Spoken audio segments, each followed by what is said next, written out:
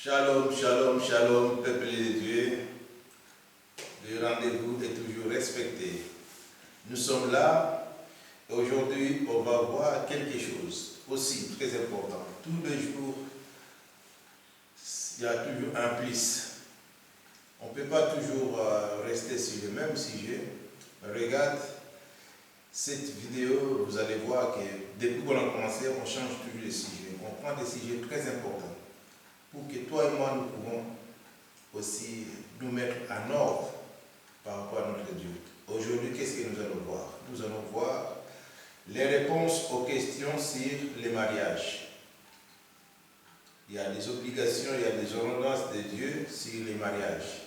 Nous allons voir tout ça pour que ton mariage, ton futur mariage, le gouvernement dit qu'il y a toujours des hostilités.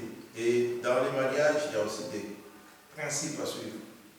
Il y a des choses que Dieu a mis, il y a des choses aussi, il y a des principes et des lois, des ordonnances et tout que Dieu nous a prescrits dans sa parole qui était inspirée pour que toi et moi nous pouvons vivre heureux dans notre mariage. Vraiment, nous allons invoquer maintenant le Saint-Esprit pour nous guider, pour nous conduire dans ces sujets très importants. Suivez-les, écoutez, c'est, on va dire, mais avant tout, Dieu passe en premier. Parce que la Bible nous dit de chercher premièrement le royaume des cieux et tout le reste nous seront donnés par-dessus. Alors nous allons chercher la présence de Dieu. Nous allons faire la prière pour invoquer la présence de Dieu parmi nous. Nous t'invoquons, éternel Dieu, nous te bénissons, Père Saint, dans ces moments précieux, Père Saint. Tu as dit là où deux, trois signes, tu es au milieu d'eux. Nous sommes là, Père Saint, pour sauver ton cœur. Nous sommes là, Père Saint, pour diffuser ta parole, pour répandre ta parole dans tous les mondes, partout le monde entier, Père Saint. Parce que c'est les réseaux sociaux aussi, Père Saint, c'est un moyen que toi tu as donné l'intelligence à l'homme pour que ta parole soit répandue dans le monde entier. Merci Dieu Tout-Puissant, même si les hommes ne veulent pas t'adorer, Dieu ressuscitera les pierres pour t'adorer. C'est pour cela, Père, nous sommes là. Nous sommes là en qualité, pas en quantité. Nous sommes là en qualité. Père, parce que toi tu cherches les vrais adorateurs. Nous sommes là, Père, pour t'adorer. Propager ta parole. Dire la vérité qui choque le cœur des gens. Et puis, en choquant le cœur des gens, Père Saint-Seigneur, et que dans cela, Père Saint, que ces gens aussi puissent trouver la guérison surtout. Vaut mieux crever l'abcès pour soigner la plaie. C'est pour cela, Père Saint, qui nous a donné cette puissance, Père Saint, de propager ta parole et de dire la vérité sur ce que toi tu fais. C'est pour cela, Père Saint, nous te laissons la première place. Ouvre-nous, Père Saint, les oreilles spirituelles. Donne-nous la sagesse pour comprendre ta parole. Nous te bénissons, nous te sanctifions, Père Saint, pour aussi nos frères et sœurs qui vont nous suivre.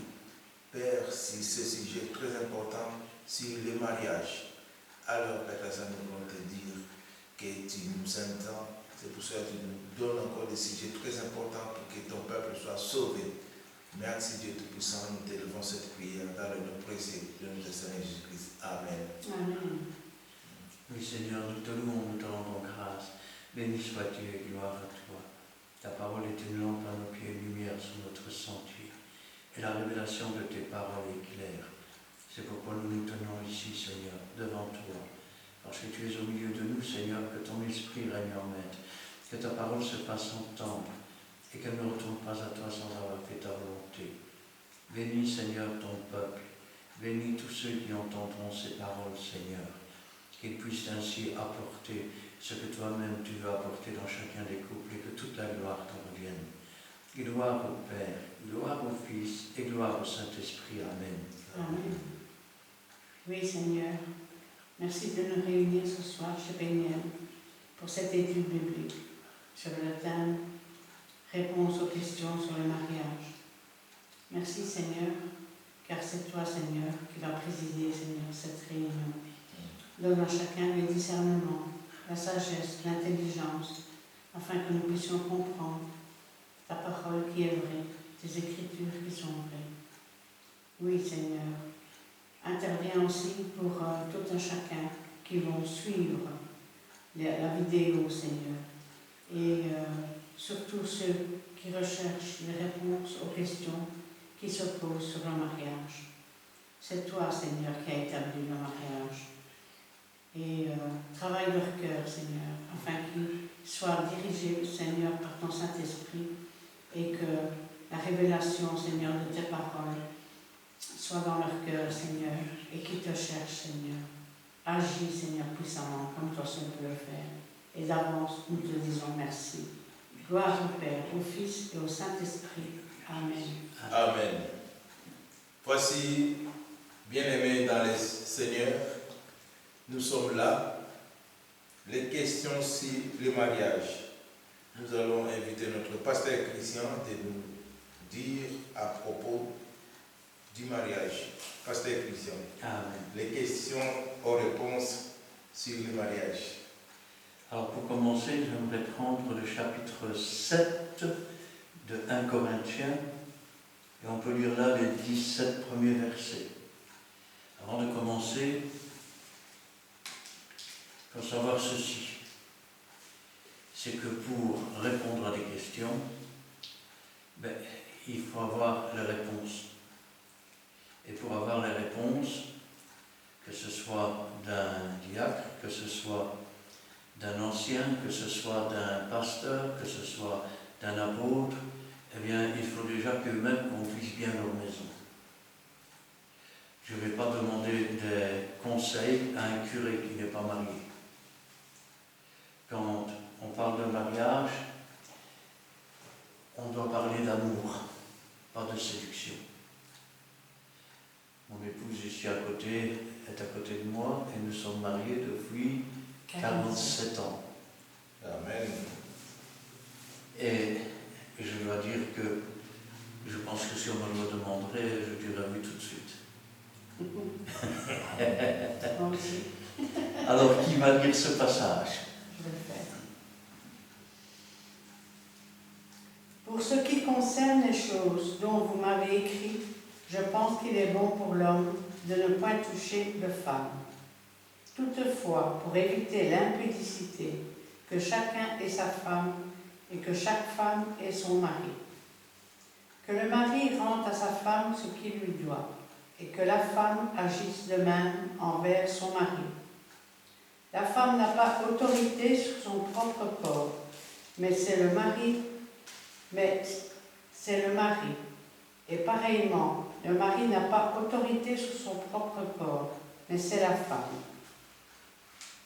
Ne vous privez point de l'un de l'autre, si ce n'est d'un commun accord pour un temps, afin de vaquer à la prière.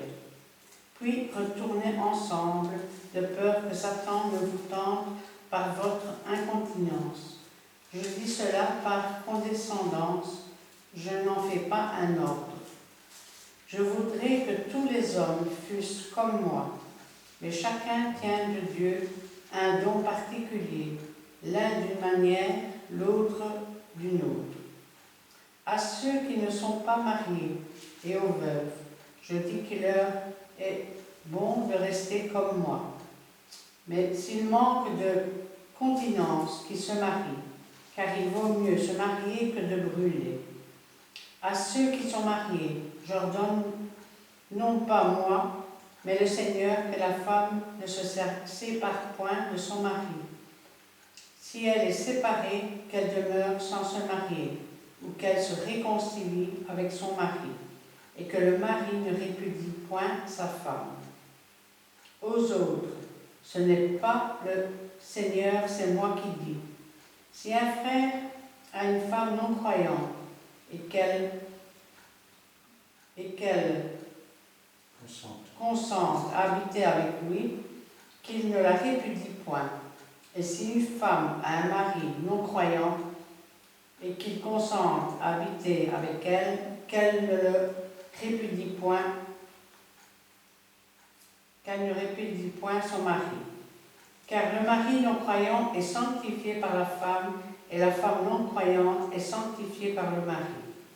Autrement, Vos enfants seraient impurs, tandis que maintenant ils sont saints.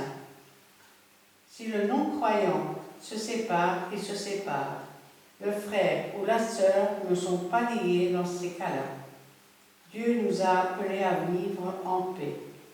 Car que sais-tu, femme, si tu sauveras ton mari? Ou que sais-tu, mari, si tu sauveras ta femme? Seulement que chacun marche selon la part que le Seigneur leur a faite, selon l'appel qu'il a reçu de Dieu. Amen. Amen. C'est ainsi que je l'ordonne dans toutes les églises. Amen. Amen. Alors, Paul répond à des questions qui sont posées dans des lettres. Les Corinthiens ont écrit et voilà, qu'est-ce qu'il faut faire, comment mener une vie de chrétien, et le mariage. Alors, pour ce qui concerne les choses dont vous m'avez écrit, je pense qu'il est bon pour l'homme de ne pas toucher de femme. Voilà la première réaction de l'apôtre Paul. On verra qu'au fur et à mesure qu'il vieillit, les choses vont changer. Mais là, je vais dire, pour l'instant, il pense qu'il est mieux pour lui de ne pas toucher de femme. Et pourquoi? Parce que d'abord, il est dans un ministère, ensuite, il va de ville en ville, et il n'est pas facile, je vais dire, de maintenir un couple ou de fonder une famille, je veux dire, quand on est tout le temps sur les routes. Alors, ce n'est pas seulement l'avis de Paul, mais Jésus lui aussi en avait parlé. Et ça dans Matthieu chapitre 19 et le verset 3. Les pharisiens, donc Matthieu 19, et à partir du verset 3. Matthieu 19. Non, chapitre 19 Ah, pardon. de Matthieu, verset 3. Les pharisiens l'abordèrent et dirent pour l'éprouver: est-il permis à un homme de répudier sa femme pour un motif quelconque?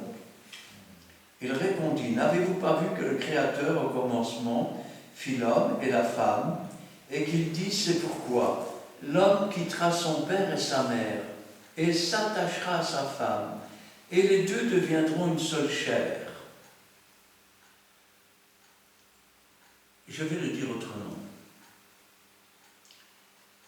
Dans un couple, il ne doit y avoir aucune relation sexuelle avant le mariage. Parce que l'acte sexuel en lui-même est déjà, je vais dire, le mariage. Ensuite, je vais dire, quand on va à la commune, c'est pour enregistrer ce mariage.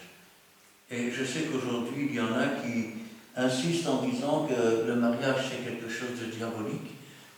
Mais Dieu nous dit que nous devons obéir aux lois des hommes, aussi longtemps qu'elle n'est pas en contradiction avec la loi de Dieu. Amen. Et si c'est pour être reconnu marié, il faut aller à la commune, eh bien, allons à la commune. Alors, ensuite, on passe à l'église. Alors, contrairement à beaucoup de pasteurs, je ne dirai jamais, par les pouvoirs qui m'ont été conférés, je vous déclare, non. Ce sont deux êtres qui viennent et qui ont décidé de se marier. Ils ont décidé de former une seule chair. Et donc, cela doit être rendu public dans l'Église. Pourquoi? Parce que imaginez qu'on se marie en secret. Et puis comme c'est en secret, eh bien, on ne va pas s'asseoir l'un à côté de l'autre. Et puis il y a un jeune homme qui vient près de la jeune femme, et il y a une jeune fille qui vient près du jeune homme, et qui dit: tu sais, tu me plais bien, on pourrait sortir ensemble, et comprenez qu'à ce moment-là, je vais dire, quelque part, il y a déjà l'adultère. Alors c'est pour ça que ça doit être fait dans l'Église. Et le pasteur demande la bénédiction sur le mariage. Mais là aussi, il y a une condition. La condition, elle est simple. Ou tu obéis aux lois de Dieu, et Dieu bénira ton mariage. Ou tu n'obéis pas, et Dieu ne bénira pas ton mariage. Maintenant, parlons de ce que la Bible appelle faire une seule chair. Alors souvent, on pense à quoi? On pense à de la spiritualité. Or, il faut savoir que si aujourd'hui, il y a beaucoup de mariages qui finissent par des divorces, il y a une raison, et elle est bien simple. Nous regardons à ce qui frappe les regards. Je l'ai épousée parce qu'elle a des beaux yeux, parce qu'elle a des beaux cheveux, parce qu'elle a un beau sourire. Mais en réalité, quand on se marie, ce n'est pas à cause d'une impression extérieure. Il faut apprendre à se connaître et apprendre qui est l'autre. On se marie avec une jeune fille, pourquoi? Elle ne boit pas, elle ne fume pas, elle ne se drogue pas, elle n'est pas grossière, elle assiste à ses réunions, elle est spirituelle. Elle a tout ce qu'il faut pour être une bonne épouse. Elle fait son ménage, elle ne tient pas sa maison dans la saleté. Et donc, ce sont des choses comme ça qui conduisent à commencer à aimer l'âme de la personne. Et ce que je dis, c'est important parce que même, je vais dire, sur le plan de l'évangélisation, souvent, on évangélise en fonction de l'aspect extérieur, en fonction, je vais dire, de ce qui peut attirer à évangéliser. Alors que la véritable évangélisation, ce n'est pas l'aspect extérieur ou ce n'est pas... Non, c'est l'amour des âmes. Amen. Eh oui. Que les gens qui aiment les âmes, parce que Dieu les a aimés, eh bien ces gens-là sont des gagneurs d'âme, parce qu'ils ne parlent pas au cerveau de la personne, ils parlent à l'âme. Et le véritable amour, c'est comme cela. Il ne parle pas au cerveau, il parle à l'âme. D'ailleurs, souvent on parle de cela, on dit, ce sont des âmes sœurs. Alors, parlons maintenant de la finalité qui scelle le mariage. Quand nous nous sommes convertis, quelque part, pour pouvoir nous convertir, il fallait déjà être convaincu de péché, de justice, de jugement. Et ensuite, nous avons découvert que le sang de Christ a coulé une fois pour toutes pour nous laver de nos péchés. Et que donc, une fois lavés de nos péchés, il ne reste plus que nos pieds à laver, c'est-à-dire notre façon de marcher.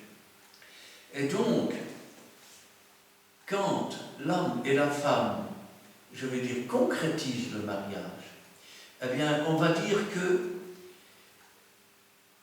l'homme est comme un doigt et la femme est comme une alliance.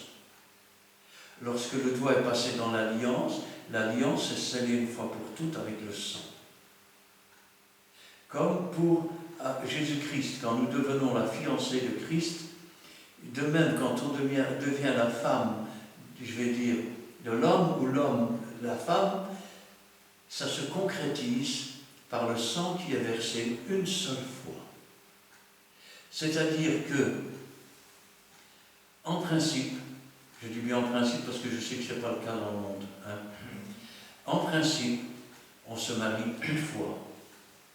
Et pour reprendre, je vais dire les termes légaux, jusqu'à ce que la mort vous sépare. C'est-à-dire que si l'un d'entre eux devient veuf, alors il est parfaitement libre. Si maintenant, je vais dire, tu répudies ta femme sans qu'elle n'ait même commis un adultère, et qu'ensuite elle se remarie avec quelqu'un d'autre, tu vas porter la peine de l'adultère de ta femme.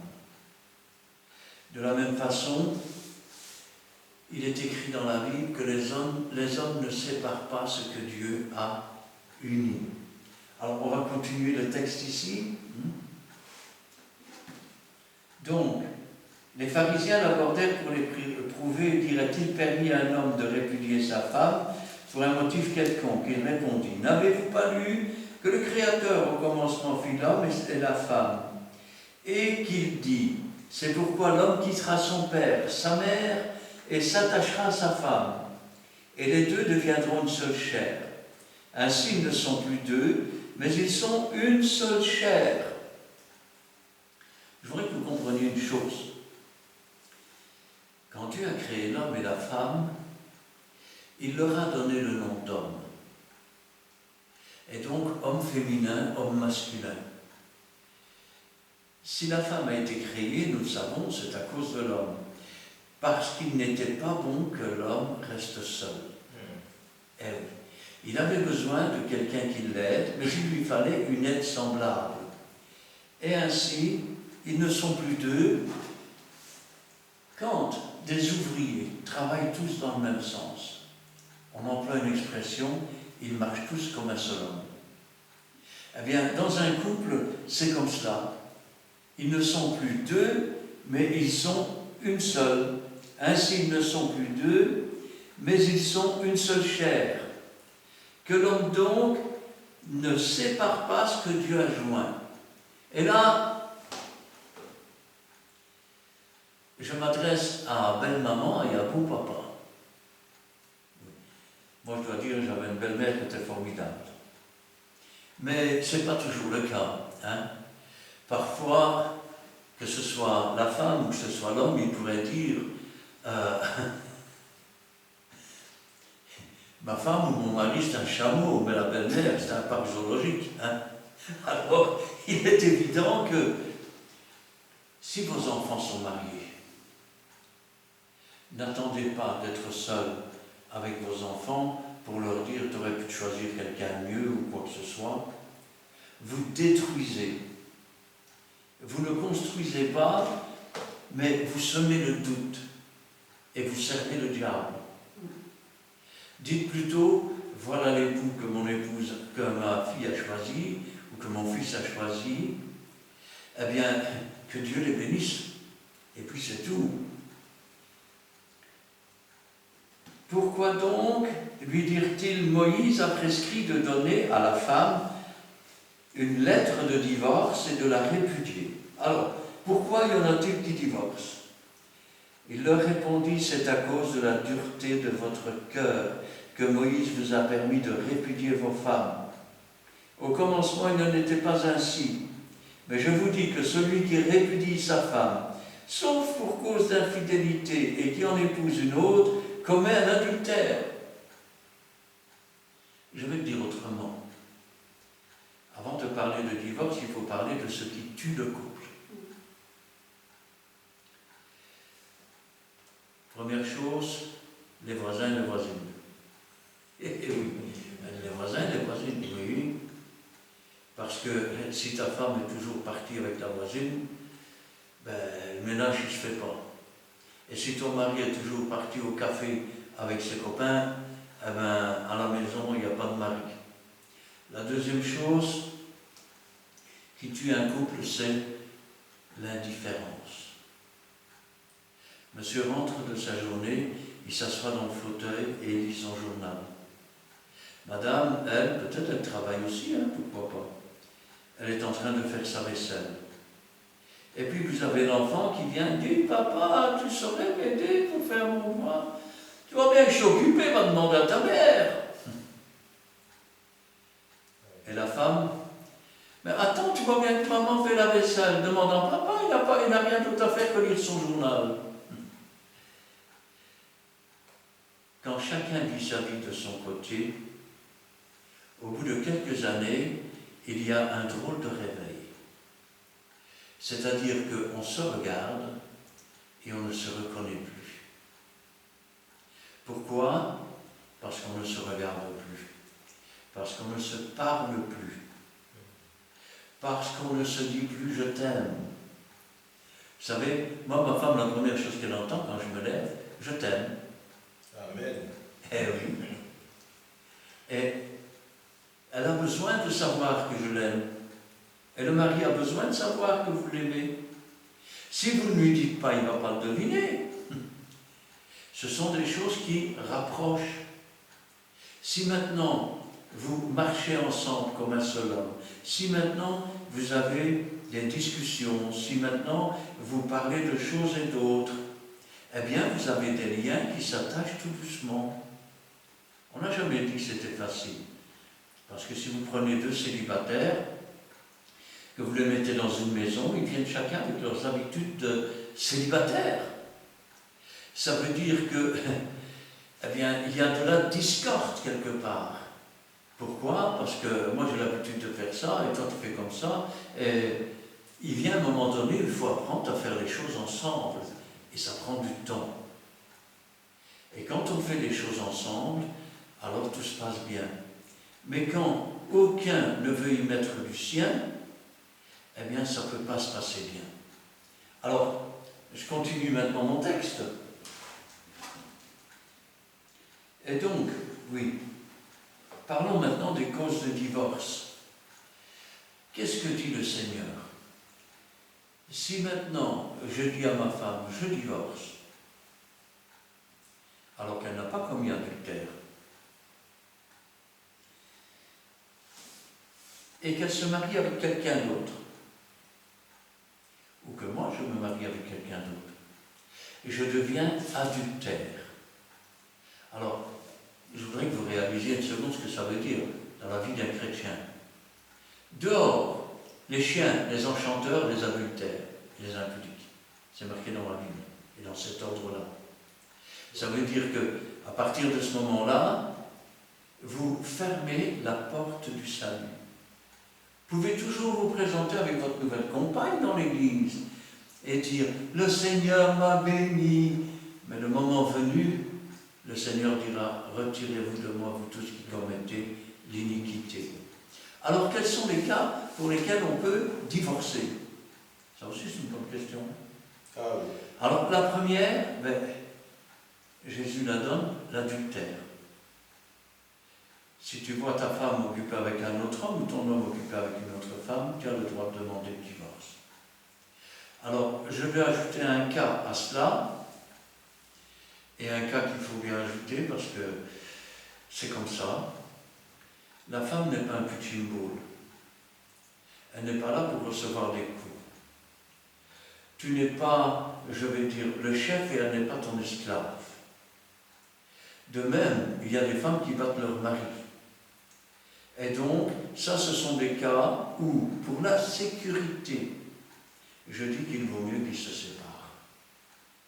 Parce que chaque mois, il y a des femmes qui meurent de par leur conjoint ou de par leur ex-conjoint.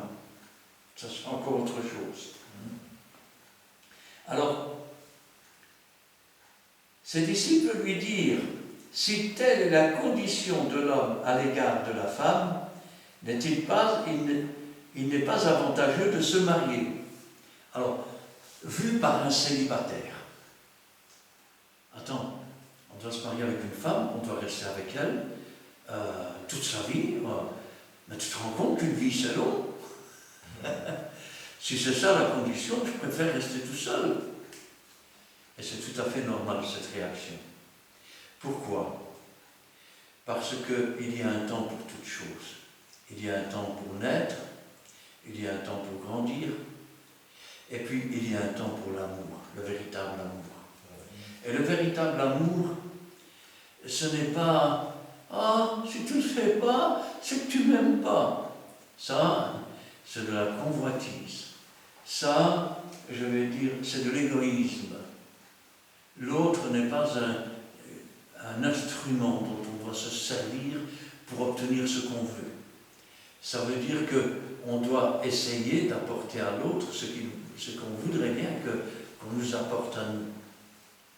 Une femme, je vais dire, qui vit dans un ménage où l'homme a beaucoup de respect pour la femme, beaucoup de tendresse, beaucoup d'amour, et où la femme, en réponse, a la même tendresse, le même amour, ça, c'est un véritable mariage. Mais si tu commences à dire, je voudrais bien voir que ma femme me respecte, elle ne te respecte déjà plus, parce que tu ne la respectes pas. Et quand tu ne respectes pas ta femme, c'est toi que tu ne respectes pas, puisqu'elle est à moitié. Mais je continue. Il leur dit, tous ne comprennent pas cette parole, mais seulement ceux à qui cela est donné. Alors, il faut comprendre ceci. Là, je m'adresse aux pasteurs célibataires. Je m'adresse aux prophètes célibataires, pourquoi pas. Rappelez-vous toujours que dans la vie, il y a le travail. Puis, il y a le ministère. Je le dis dans un certain ordre, parce qu'en général, on va travailler le matin, on passe la journée au travail, et puis le soir, on exerce son ministère. Je l'ai fait pendant des années. Mais dans l'ordre spirituel, c'est d'abord le ministère, ensuite le travail. Mais dans l'ordre de la journée, il y a le travail, il y a le ministère. Mais quand on se marie, il y a alors le travail, il y a la famille et le ministère. C'est donc une responsabilité en plus. Ça veut dire qu'il faut non seulement conduire à bien son travail, il faut bien conduire et diriger sa maison, mais il faut aussi bien conduire son ministère. Ça veut dire que pour certains, la charge devient lourde. Et c'est pour ça qu'il disait, si telle est la condition de l'homme, il n'est pas avantageux de se marier. Il leur répondit, tous ne comprennent pas cette parole, mais seulement ceux à qui cela est donné. Car il y a des eunuques qui le sont dès le ventre de leur mère. Il y en a qui le sont devenus par les hommes, et il y en a qui se sont rendus tels eux-mêmes à cause du royaume de Dieu, que celui qui peut comprendre comprenne. Alors ça veut dire quoi? Ça veut dire qu'il y en a qui se sont tellement investis dans le ministère de Dieu qu'ils estiment qu'ils n'ont pas de place dans leur temps que pour pouvoir fonder un ménage. Ils se sont donc rendus comme les eunuques. C'est-à-dire qu'ils sont dans l'église, il y a des sœurs, il y a des jeunes filles, tout ce que vous voulez, mais ils ne sont pas portés pour le mariage. Ils se sont rendus eunuques. Entre parenthèses, rien à voir avec les curés, hein, parce que peu le savent, mais les curés ont le droit d'avoir une femme à condition que personne ne le sache. Certains ont même des enfants et des familles. Et donc, le jour où les disciples de leur église apprennent cela, alors on donne le choix au curé.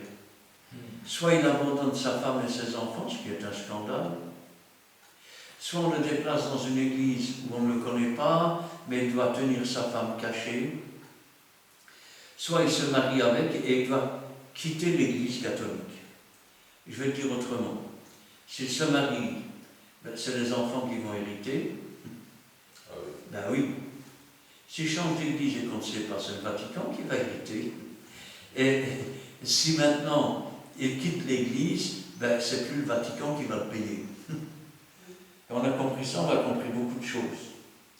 Alors, on revient à notre texte premier, 1 Corinthiens,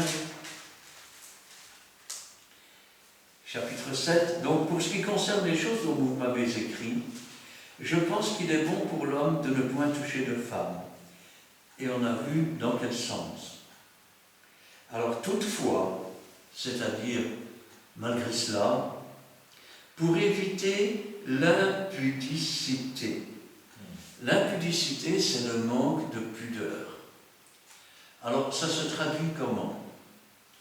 Eh bien, le jeune homme est attiré par la jeune fille, et donc, qu'est-ce qu'il fait? Eh bien, il accapare la jeune fille. Et il l'observe, si je peux dire, dans tous les sens. À chaque occasion possible, il va lui faire la bise, ou il va la toucher, hein, un peu tactile. La jeune fille qui tombe amoureuse, elle va commencer à vouloir attirer son attention. D'abord par des sourires, ensuite peut-être que par un décolleté un peu plus voyant, par des jupes peut-être un tout petit peu plus courtes, de façon impudique. Et pour éviter cette impudicité, c'est ce que nous dit la Bible, que chacun ait sa femme, et que chaque femme ait son mari. Après tout, il n'est pas bon pour l'homme de rester seul. Dieu lui a fait des êtres semblables. Et donc, je vais dire, pour que l'homme se réalise pleinement, faut, je vais dire, qu'il ait sa femme. Quand un homme a sa femme, et que réellement il marche dans un couple, et que réellement, je vais dire, cette communion, on peut dire, est là, l'homme n'a pas envie d'aller voir ailleurs. Il a tout ce qu'il lui faut à la maison. Et pourquoi la femme irait voir ailleurs? Parce que l'amour ne se flétrit pas au cours du temps. Mais au contraire, c'est comme un fruit, il mûrit et il est de meilleur en meilleur. La pourriture, c'est quand il y en a un des deux qui meurt. Ah oui, le fruit est tombé, le mariage est cassé et il y en a un qui se retrouve tout seul. Alors, parfois il reste seul, parfois, je vais dire, il retrouve une compagne, mais parfois aussi, et là j'attire l'attention de certains pasteurs qui parfois ont des jugements qui sont beaucoup trop tranchés. Il arrive parfois qu'un vieil homme se trouve tout seul dans sa maison et que une connaissance qui est une femme, elle aussi se retrouve toute seule.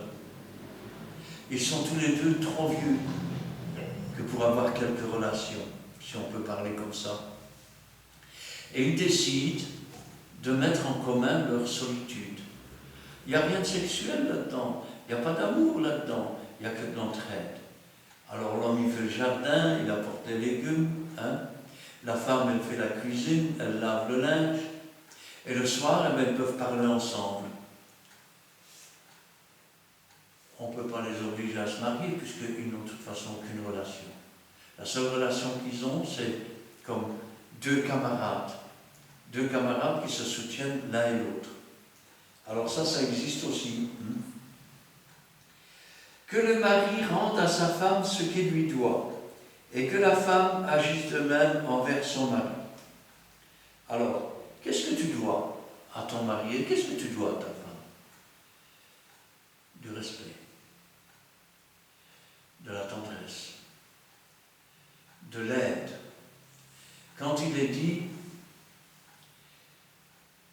Marie, aimez vos femmes comme Christ a aimé l'Église.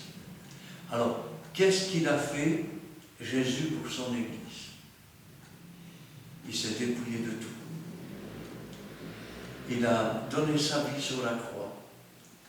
Il est mort pour lui sauver la vie. Ça veut dire qu'un mari, je sais que dans 1 Corinthiens 11, il est dit l'homme est le chef de la femme. Mais dans le mot chef, c'est comme le chef de l'Église. Christ est le chef de l'Église. Il prend soin de son Église. Il entretient son Église. Il aime son Église. Il protège son Église. Eh bien, Marie, vous devez agir comme ça envers vos femmes. Et femmes, aimez vos maris. Quand un mari traite bien sa femme, et je suis sûr que certains qu'il y en a qui sont peut-être en train maintenant de regarder ça et qui vont dire « mais c'est n'importe quoi !» Non, c'est pas n'importe quoi. Parce que je vais te dire, si tu ne respectes pas ta femme, si tu ne la traites pas bien, elle ne peut pas te rendre de l'amour que tu ne lui donnes pas. Si Jésus était venu, qu'il nous ait méprisés et qu'il ait dit « je ne vais quand même pas mourir pour eux », mais qui aimerait Jésus? Si nous aimons Jésus, c'est en réponse à l'amour qu'il nous donne. Une femme, elle va t'aimer en réponse de l'amour que tu lui manifestes. Pas en raison du sexe, ça n'a rien à voir. Parce que quand c'est vraiment qu'un couple fait un, ça veut dire que l'homme peut se retrouver dans une chaise roulante ou paralysé, la femme l'aimera tout autant. Et elle souffrira tout autant que lui. Comme Christ a souffert pour nous. De même, si la femme se retrouve handicapée, ou je vais dire paralysée, ou tout ce que vous voulez, eh bien, l'homme va prendre soin de sa femme. Il ne va pas dire, elle est vieille, de toute façon, on ne sait plus rien faire avec, je vais en prendre une autre. Ce n'est pas un objet. Ce sont deux complicités, ce sont deux êtres qui n'en forment qu'un. Si l'un est déchiré, l'autre est déchiré. Chaque fois qu'un chrétien pêche, ben, il y a de la tristesse, il y a des larmes qui sont versées dans le ciel. Chaque fois qu'un pécheur se repent, il y a plus de joie pour un pécheur qui se repent que pour un qui croit qu'il n'en a pas besoin. Un couple, c'est pas seulement ma femme. D'abord, c'est pas ma femme, c'est ma moitié, c'est mon aide, c'est mon soutien, c'est ma force, c'est ce qu'elle doit être pour moi, c'est ce que je dois être pour elle. Ah, les faibles femmes. J'en ai vu une faible femme. Elle portait un bébé depuis plus d'1 heure dans son bras. Mais attends, je vais t'aider. Au bout de 5 minutes, j'avais les bras qui pendaient jusqu'à terre. La faible femme, c'est celle qui fait ton ménage, celle qui lave ton linge, celle qui repasse tes chemises, c'est celle qui nettoie par terre, qui fait la vaisselle, qui s'occupe des bébés, qui se lève parfois la nuit. Et toi, tu fais quoi? Tu la regardes, t'es assis dans ton fauteuil avec tes pantoufles. Apporte-moi une jotte de café, fille. Elle est ton esclave. L'amour, c'est ça aussi, c'est le partage. Et le partage dans tous les sens. La femme n'a pas autorité sur son propre corps, mais c'est le mari. Et pareillement, le mari n'a pas autorité sur son propre corps, mais c'est la femme. Alors ici, puisqu'on parle d'autorité du corps,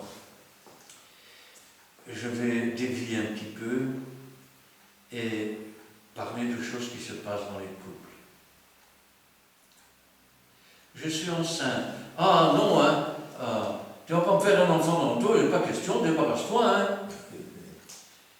Alors, le leitmotiv, je suis maître de mon corps, et donc j'en fais ce que je veux. Mais tu es peut-être maître de ton corps, mais pas du corps qui vit en toi. Eh oui.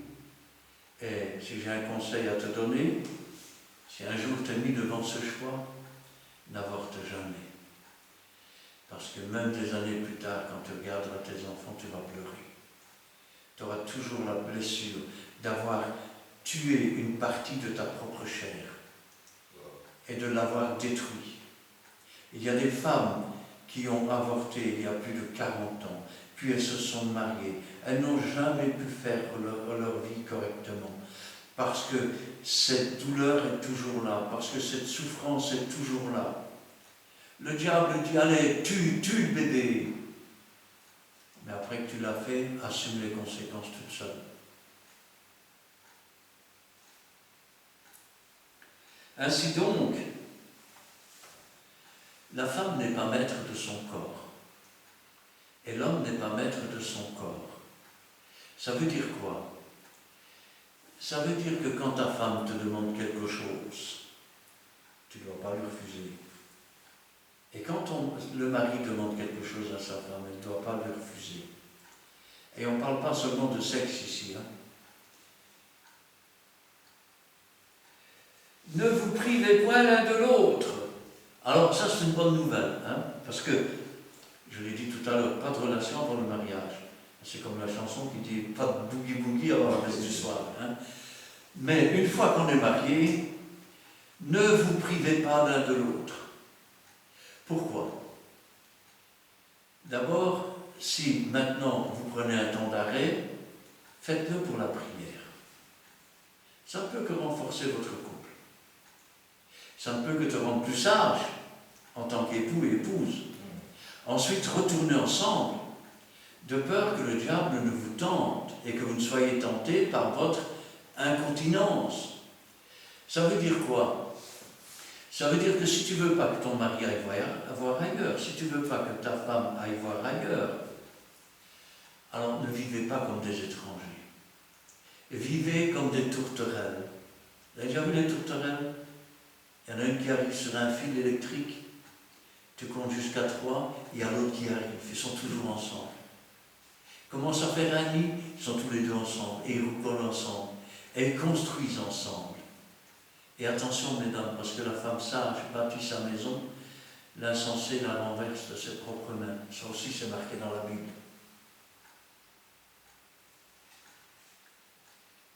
Puis retournez ensemble de peur que Satan ne vous tente par votre incontinence. Je dis cela par condescendance, c'est-à-dire par supériorité ou par mépris. Supériorité, pourquoi? Parce que c'est un apôtre et qui parle à des gens qui sont des jeunes convertis et qui ont besoin d'avoir des réponses. Et puis par mépris, parce qu'à cette époque-là, ils ne voulaient pas tellement se marier. Parce qu'ils pensaient que s'ils se mariaient, ça lui donnerait des charges et des difficultés et des tribulations, et je veux dire qu'ils n'avaient pas dans le célibat. Un peu comme ces jeunes qui ne veulent pas se marier, qui disent je suis libre, je fais ce que je veux, donc je me couche à l'heure que je veux, je me lève à l'heure que je veux. Remarquez, un peu de sommeil, un peu de repos, et la pauvreté viendra te surprendre. Ça aussi c'est marqué dans la Bible. Je voudrais que tous les hommes fussent comme moi. Ah oui, moi je ne pense pas me marier, moi les femmes ne m'intéressent pas, ce qui m'intéresse c'est de servir Dieu. Voilà ce que disait l'apôtre Paul. Mais le temps a passé. Eh oui, le temps, il y a un temps pour naître, un temps pour se convertir, un temps pour vivre dans le célibat, un temps pour rencontrer l'être aimé, un temps pour s'attacher à l'être aimé et se marier. Et regardez ce que l'on peut lire dans le chapitre 9 et le verset 5. Qui va le lire? Moi. Ou même, attends, à partir du premier verset jusqu'à la fin du verset 5. Ne suis-je pas libre? Ne suis-je pas apôtre? N'ai-je pas vu Jésus, notre Seigneur? N'êtes-vous pas mon œuvre dans le Seigneur? Si pour les autres je ne suis pas apôtre, je le suis au moins pour vous, car vous êtes les sceaux de mon apostolat dans le Seigneur. C'est là ma défense contre ceux qui m'accusent. N'avons-nous pas les droits de manger et de boire? N'avons-nous pas les droits de mener avec nous une sœur qui soit notre femme, comme font les autres apôtres et les frères du Seigneur, et s'effacent? Amen. Amen. Ainsi, des gens l'accusaient. Vous savez pourquoi ils l'accusaient? Parce qu'il venait avec une sœur qui était sa femme, donc il s'est marié. Comme d'ailleurs les frères du Seigneur. Comme Jacques était marié, Jacques était le frère du Seigneur, et je vais dire, il a succédé à Pierre. Pierre était marié, d'ailleurs, je pense que c'est dans un petit instant, numéro 3, voilà. Matthieu chapitre 8, le verset 14. Matthieu 8, verset 14.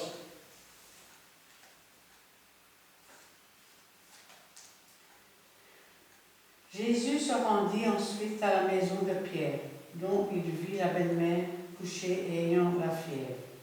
Il toucha sa main et la fièvre la quitta. Puis elle se leva et le servit. Amen. Ainsi, Pierre était marié, Pierre avait une belle-mère. Oh, on m'avait dit que c'était le premier pape, que les papes se mariaient pas. Mais lui, il était marié. Et puis Jacques, qui a suivi, était marié aussi. Et Paul s'était marié avec une sœur de l'Église. Et donc, il disait, n'y a-t-il donc que moi qui ne puisse pas emmener une sœur qui soit ma femme? Donc il y avait un temps pour son célibat, et puis il y avait un temps où il s'est marié. Eh oui. Je voudrais que tous les hommes fussent comme moi, en tout cas à ce moment-là, mais après ça a changé. Vous savez, quand l'amour est rencontré qu'il est vrai, eh bien, la femme aussi peut changer l'homme, il peut changer la vie. D'ailleurs, on dit toujours, il n'y a que les sots qui ne changent jamais la vie. Ah oui.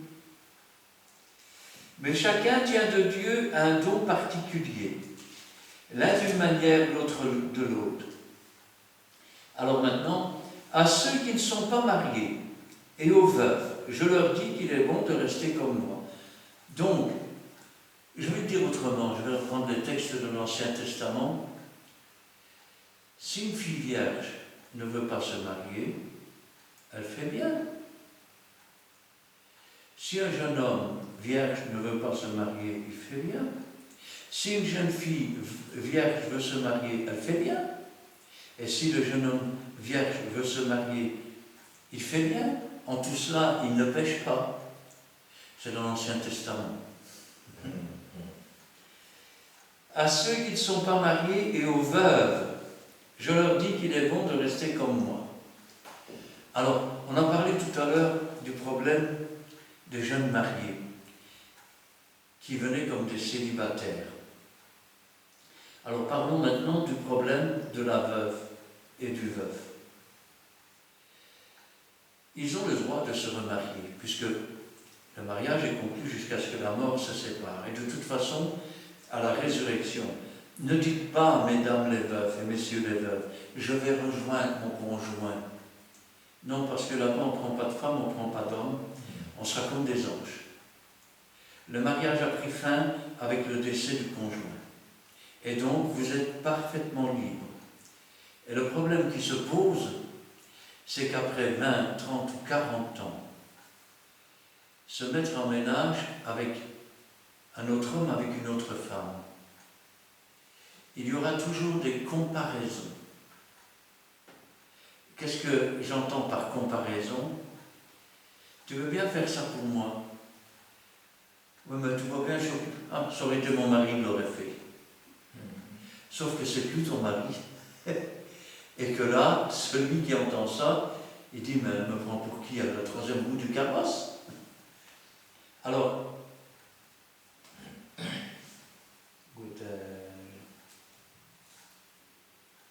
petit instant. Oui. À ceux qui ne sont pas mariés et aux veufs, je dis qu'il leur est bon de rester comme moi.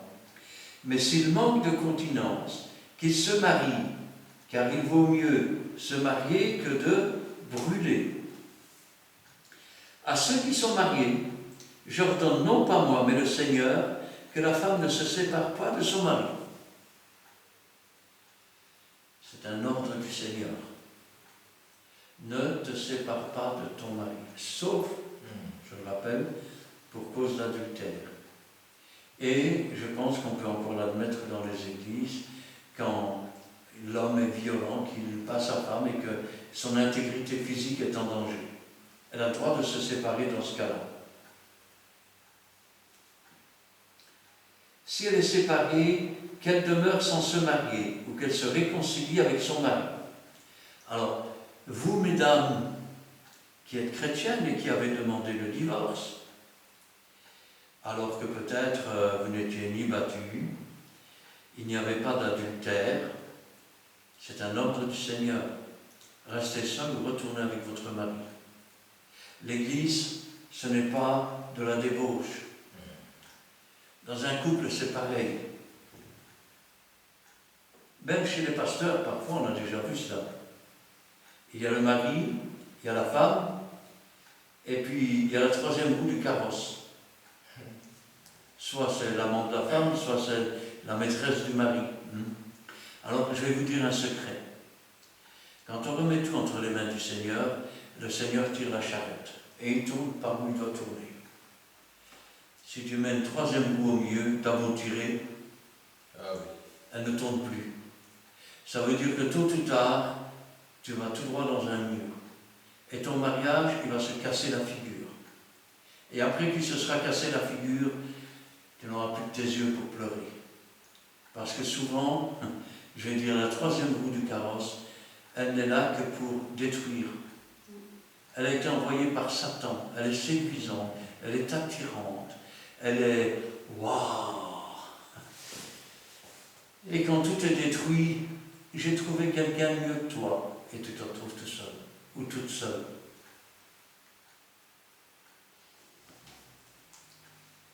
Aux autres, ce n'est pas le Seigneur, c'est moi qui dis, si un frère a une femme non croyante, et qu'elle consente à habiter avec lui, qu'il ne la répudie point. Et si la femme a un mari non croyant, et qu'il consente à habiter avec elle, qu'elle ne répudie point son mari. Alors, voilà des phrases qui peuvent paraître étranges. Pourquoi? Parce que, écoutez bien, hein, en principe et devant Dieu, un chrétien se marie avec une chrétienne. Oui. Et une chrétienne se marie avec un chrétien. Pas avec les gens du monde. Quand, je vais dire, une chrétienne ou un chrétien vient présenter un inconverti et vient pour se marier devant le pasteur doit d'abord commencer à dire que pour pouvoir les marier, il doit d'abord prendre son baptême ou elle doit d'abord prendre son baptême. Pourquoi va-t-il dire cela? Pour gagner du temps. On ne marie pas une convertie avec un converti avec une inconvertie. Ça ne pourra jamais marcher. Et si au bout d'un certain temps, il n'y a toujours pas de conversion de la part de l'inconverti, et qu'il ne vient que pour la femme, il n'attend qu'une chose, c'est d'obtenir ce qu'il veut, et ensuite d'arracher la femme à l'église, alors le pasteur doit refuser de les marier. Et je sais bien qu'il y aura toujours de la pression. Je l'ai déjà vu dans certaines églises, les parents arrivent, c'est la troisième fois que vous dites c'est trop tôt, il faut attendre, si ça ne va pas, on va aller voir ailleurs. Et le pasteur là doit être suffisamment ferme que pour dire, si vous voulez aller voir ailleurs, allez voir ailleurs. Mais quand ça va tourner au vinaigre, ne venez pas me trouver. Moi, j'ai fait ce qu'il fallait.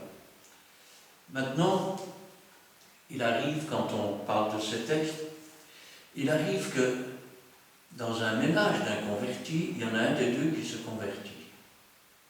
Alors, le converti ne doit pas se séparer de l'inconverti. Sauf si le converti dit non, que soit tu quittes ton église, soit je divorce, c'est son problème. Et à partir de là, Dieu considère que ce mariage n'a jamais existé.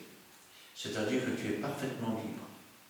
Et là, j'en appelle aux chrétiens, parce que parfois il y a des femmes, je vais dire, qui sont là, qui sont divorcées parce qu'elles étaient païennes, elles sont devenues chrétiennes, et les maris n'ont plus voulu vivre avec elles parce qu'elles étaient chrétiennes, ou la femme n'a plus voulu vivre avec parce qu'ils étaient chrétiens. Et dès que l'on prononce le mot divorce, eh bien, il y a un changement. Et l'homme, la femme qui se sont approchés se retirent sur la pointe des pieds. La Bible dit qu'on ne peut pas se marier avec un divorcé. La Bible dit qu'on peut se marier avec une femme qui était mariée avec un inconverti et que l'inconverti a voulu se séparer. Il est donc parfaitement libre. Donc, avant de te retirer sur la pointe des pieds, demande qui était son mari. Seulement là aussi, il faut faire attention. Ou sa femme, qui était sa femme ou son mari. Parce que tu peux avoir une version, tu n'as pas les deux. Alors il y a des femmes qui diront c'est parce que j'étais chrétienne qu'il a voulu se séparer, alors que c'est pas vrai, c'est la femme qui est partie. Et il y en a d'autres qui diront c'est parce que j'étais chrétienne qu'il a voulu se séparer, alors que le mari les a trouvés dans le lit avec quelqu'un d'autre. Ça, ce sont toutes des choses dont il faut se méfier. Je me souviens d'un homme comme cela,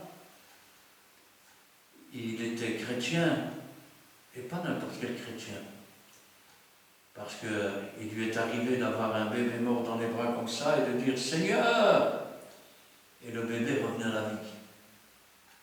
C'était, je vais dire, un homme qui a fait des œuvres et des miracles. Et puis un jour, il a voulu se marier. Et il s'est trouvé une fille du monde. Alors le pasteur n'a pas voulu les marier. Il a dit non, ça ne se fait pas. Il dit, mais si elle vient en réunion, maintenant elle est convertie. Non, elle n'est pas convertie. Alors ils ont commencé à aller d'une église à l'autre pour essayer de trouver un pasteur pour les marier. Et finalement, il a trouvé une église en France qui les ont mariés. Ils sont revenus, ils ont eu 2 enfants ensemble. Mais avant cela, la femme lui avait dit, mon mari était quelqu'un qui n'était pas bien, d'ailleurs il a perdu tous ses droits sur les enfants, jusqu'au jour où un homme est venu frapper à sa porte.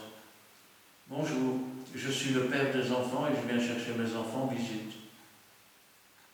Alors il dit, ah non, vous avez été déchu de vos droits. Voilà mes papiers, monsieur, si ça ne vous convient pas, j'appelle un huissier. Là, il s'est rendu compte que la femme lui a menti depuis le début. Son mariage a commencé à tourner au vinaigre. Après cela, ils se sont divorcés. C'est elle-même, la femme, qui a demandé le divorce parce que l'homme avait vu qui elle était.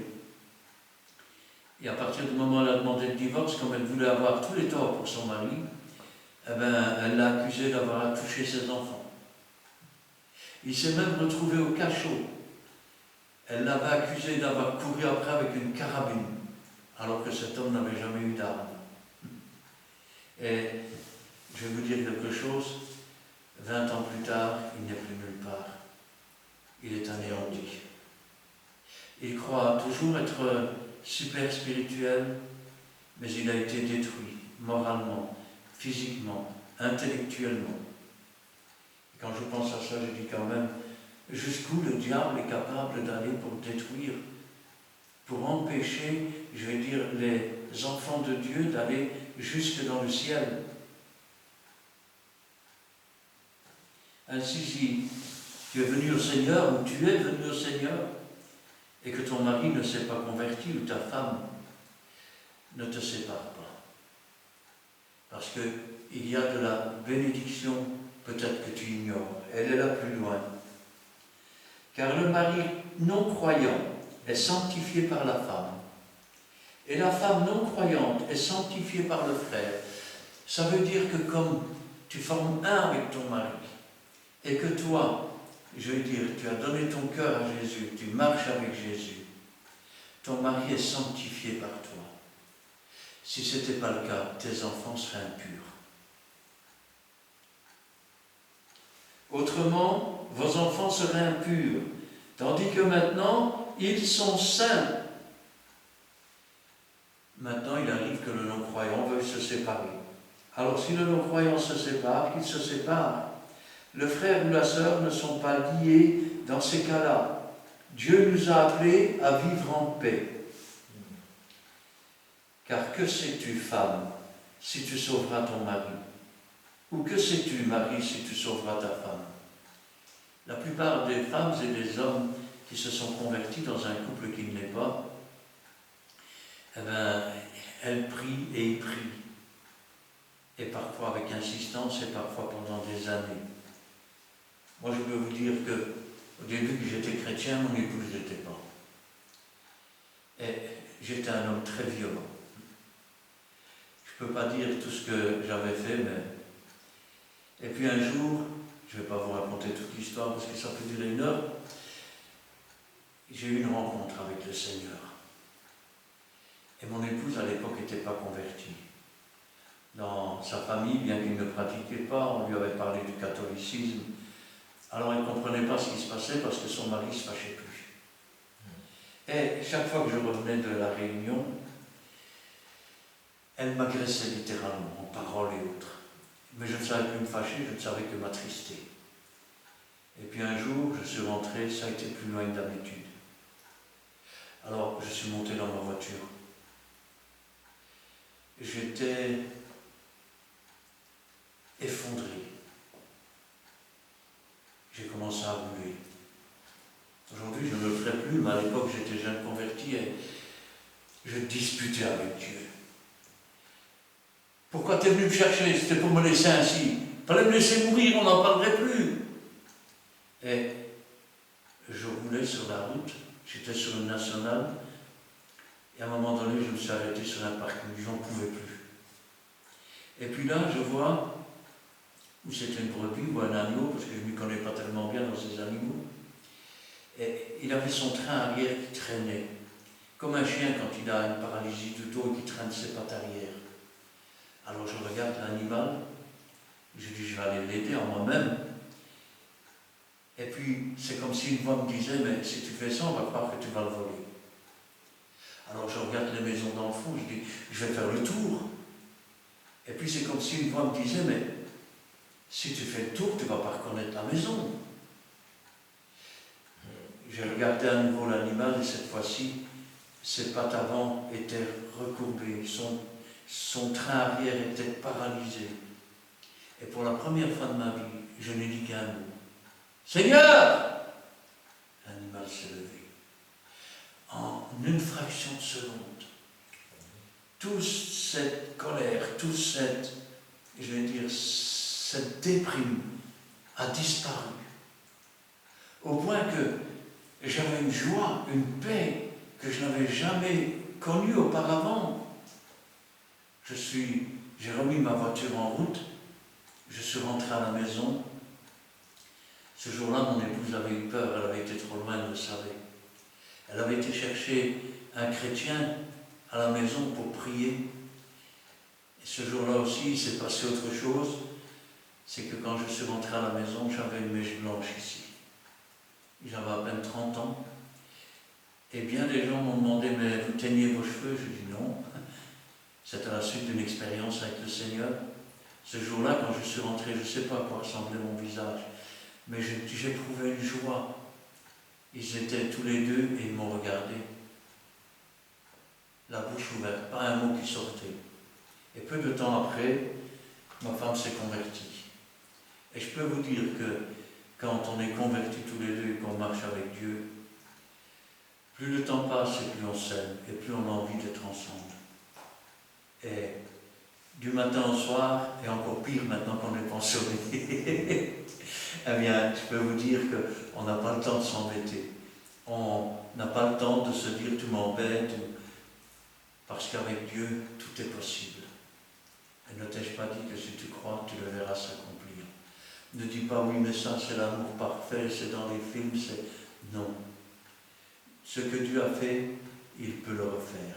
Et il peut le faire pour toi, aujourd'hui même. Amen. Amen.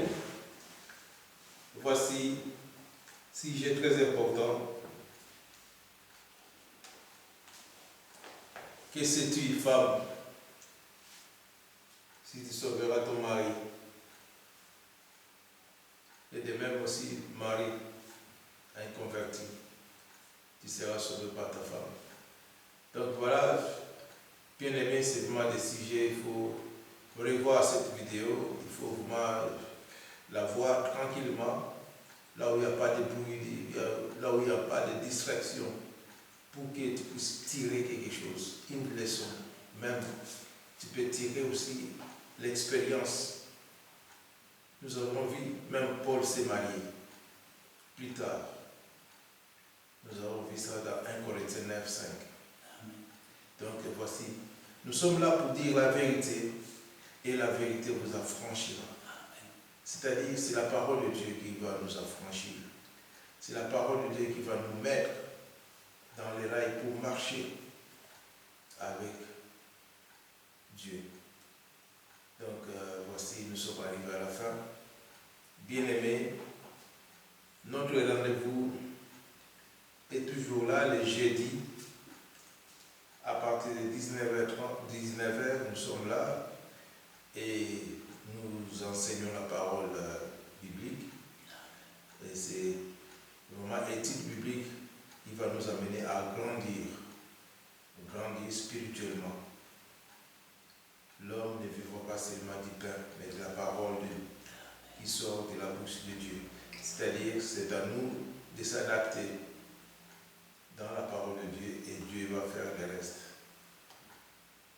Nous sommes arrivés, voici, nous sommes là à Péniel, sur la rue Paul Janson, numéro 55. Le code postal c'est 6061 à Montigny-600. Donc voici que nous allons encore élargir nos réseaux. Ceux qui veulent. J'ai une pensée qui me vient tout peu. Oui. C'est pour les jeunes filles. Si je veux te donner un conseil, garde ta virginité jusqu'au jour où tu te marieras. Amen. Beaucoup de couples aujourd'hui sont détruits à cause de ça. Parce que tu croyais qu'il t'aimait et tu devais lui prouver qu'il t'aimait, alors tu as fait une bêtise et tu as perdu ta virginité. Un jour tu vas rencontrer l'être avec lequel tu veux finir tes jours, sauf que quand il va te rencontrer, il verra qu'un autre est passé avant lui. Et le diable mettra la semence quand tu te promèneras à ton bras et qu'un de tes amis viendra pour te donner la main ou te faire la bise. Dans son cœur, c'est lui ou c'est un autre. Et toujours, il y aura ce doute. Il y a des couples qui ont été détruits à cause de cela. Alors, jeune fille, honore ton propre corps et garde-toi pour celui avec qui tu finiras tes jours. Et toi, jeune homme, la fille, ce n'est pas un objet d'amusement. Je vais dire grossièrement, une fille, ce n'est pas une putain. Ce n'est pas un objet. Wow. Viens, donne, prouve-moi que tu m'aimes. C'est pas comme ça la vie. Une fille, rappelle-toi toujours que cette fille, elle sera un jour maman, comme ta maman. Elle a une sœur, comme ta sœur. Elle a un frère, comme ton frère. Et un jour, elle sera grand-mère, comme ta grand-mère. Alors pense que ça pourrait être de ta famille aussi. Et j'espère, je suppose que tu respectes ta famille. Alors respecte les autres aussi. Amen. Amen. Amen. Voici. Il y a encore des rajouts. Donc, voici. Le sexe n'est pas le preuve d'amour. L'amour propre, ce n'est pas le sexe. Donc, voici ce que le pasteur voulait ajouter. Donc, notre corps doit être respecté. Et moi, je voulais encore peut-être dire que ce n'est pas toujours la femme, mais c'est aussi l'homme. Il ne faut pas toujours traîner le format avec les filles. Tu es en train de bafouer l'autorité que Dieu t'a donnée. De fille en fille, et tu perds aussi, tu perds ta sentiment de chasteté, c'est pas bien. Donc tu seras quelqu'un qui sera aussi, je ne sais pas, manque de respect devant les filles. Or, le respect c'est un miroir que nous devons donner le respect aux autres pour que ce respect nous revienne. Donc voici, nous sommes arrivés quasiment à la fin, à moins que le pasteur a quelque chose à... Non, je pense là tout de suite. Donc voici, nous sommes à Péniel avec notre sœur Luigina et c'est la femme de notre pasteur Christian Delso. Et tous les jeudis, nous sommes ici pour décortiquer, pour étudier, faire l'étude biblique. Posez vos questions.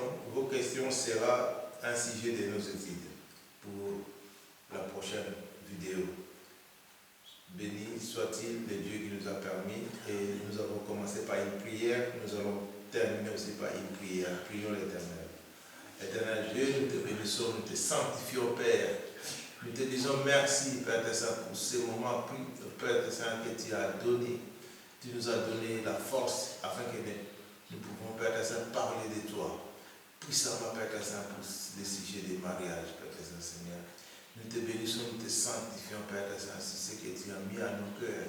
Et aussi, Père Saint, pour avoir donné, Père Saint, aussi l'intelligence à ceux qui nous écoutent, Père Saint. Aussi discerner cette vidéo, Père, pour ceux qui suivront cette vidéo.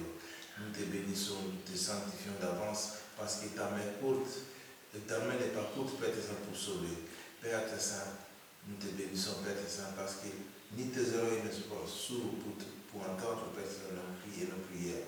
Sois béni, Père Saint. Bénis aussi notre chemin de retour. Nous te sanctifions, Père Saint, pour la prochaine vidéo que nous allons faire, et aussi les téléspectateurs, Père Saint, pour savoir soif de ta parole. Nous te sanctifions, Père Saint, dans le nom précieux de notre Seigneur Jésus-Christ. Amen. Éternel, notre Dieu, notre Père, nous te louons, nous te rendons grâce. Béni sois-tu et gloire à toi. Parce que ta parole, c'est la vérité, c'est la vie. Et la révélation de tes paroles est claire. C'est pourquoi, Seigneur, que ta parole ne retourne pas à toi sans avoir fait ta volonté, sans avoir donné du pain à celui qui mange et de la semence à celui qui sème. Que cette parole, Seigneur, puisse entrer dans le cœur de ceux qui, à leur tour, seront capables de l'enseigner, et que toute la gloire t'en revienne. Gloire au Père, gloire au Fils et gloire au Saint-Esprit. Amen. Amen. Merci Seigneur pour ta présence. Merci pour ton amour, ta bonté, ta miséricorde et ta compassion. Et ce soir, tu nous as guidés, Seigneur, à travers ces textes bibliques, sur les questions-réponses, sur le mariage. Et c'est par ton autorité et ta force, et par la puissance de ton Saint-Esprit, que tu as apporté toute la vérité, Seigneur, sur les nombreuses questions et réponses que peuvent se poser tous ceux qui sont dans l'ignorance, tous ceux qui auront le privilège de regarder cette vidéo. Travaille leur cœur, Seigneur, afin qu'ils puissent être, Seigneur, dirigés, Seigneur, par la puissance de ton Saint-Esprit, sur ton chemin, et qu'ils puissent, Seigneur, se nourrir de ta parole qui est vraie, qui est une lampe sur notre chemin. Fortifie-les, Seigneur, encourage-les, Seigneur, et donne, Seigneur, qu'ils puissent aussi, Seigneur, venir au pied de ta sainte croix, afin de te connaître, Seigneur, et de te servir, Seigneur, à travers ta parole qui est vraie. Travaille tous ces cœurs, mon Dieu, comme toi seul peux le faire, car ce qui est impossible à l'homme est possible à toi. Et en toi nous avons confiance. Gloire au Père, au Fils et au Saint-Esprit. Amen. Amen. Dieu voulant, jeudi, toujours à la même heure. Amen. Amen. Amen.